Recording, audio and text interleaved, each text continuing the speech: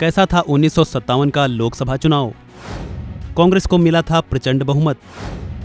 अटल जी पहली बार पहुंचे थे संसद। बीते 2 लोकसभा चुनाव में कांग्रेस का प्रदर्शन काफी खराब देखने को मिला है।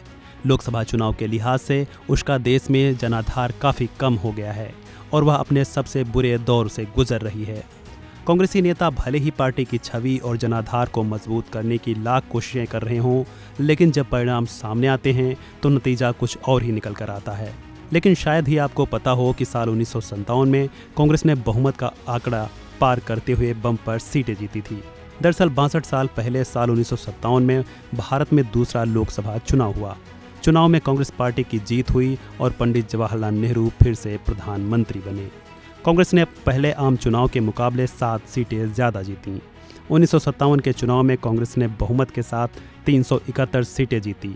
चुनाव में कांग्रेस के बाद निर्दलीयों का बोलबाला रहा।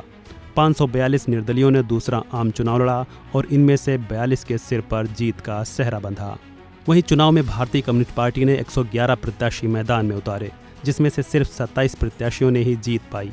प्रजा सोशलिस्ट पार्टी ने मैदान में 194 उम्मीदवार उतारे थे, जिनमें से 19 के भविष्य ने साथ दिया।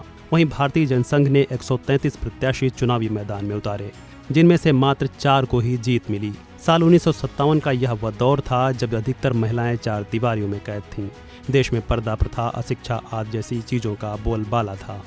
महिलाएं घूंघट और पुरुष कुर्ते पैजामे में मतदान केंद्रों के बाहर बैलेट पेपर के जरिए अपने मताधिकार का प्रयोग करने के लिए खड़े नजर आते थे।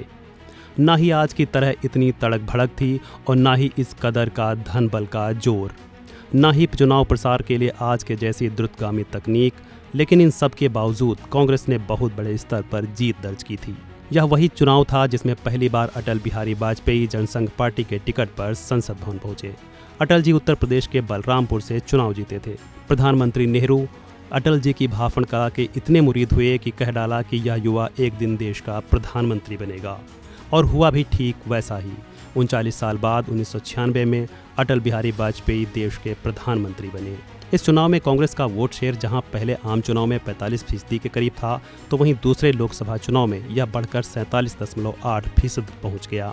दूसरा लोकसभा चुनाव करीब 3.5 महीने तक चला। यह चुनाव 24 फरवरी से 9 जून के बीच संपन्न हुआ। फिलहाल इस वीडियो में इतना ही। खबरों से जुड़े अन्य अपडेट्स के लिए बने रहें वन इंडिया के साथ।